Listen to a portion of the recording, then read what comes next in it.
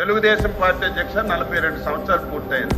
ఈ పార్టీ ఎన్నికల వరకే రాజకీయాలు, ఎన్నికల తరువాత పేదవాడ అభివృద్ధి, రాష్ట్ర అభివృద్ధి ధ్యేయంగా పనిచేస్తున్నాం. మీరు కూడా లాస్ట్ 5 years అధ్యక్ష ఏం చేశారు ఒకసారి సీనియర్ మంత్రిగా బొత్స సత్యబాబు గారు ఒకసారి తెలుసుకోవాలి. మీరు కట్టిన ఇల్లుకు రంగులు వేసుకున్నారు, బిల్డింగ్లకు రంగులు వేసుకున్నారు, అన్ని ఎవరు పార్టీ తరఫున పనిచేశారో ఒకసారి గుర్తు చేసుకోవాలి. మళ్ళీ చెప్తున్నాం, ఈ ప్రభుత్వానికి శాసన మండలి ద్వారా మీ ద్వారా ప్రజలకు తెలియజేస్తున్నాం. ఈ పార్టీకి, ఈ ఎన్డీఏ ప్రభుత్వానికి రంగు లేదు, రుచి లేదు, వాసన లేదు, ధనవంతులు లేడు.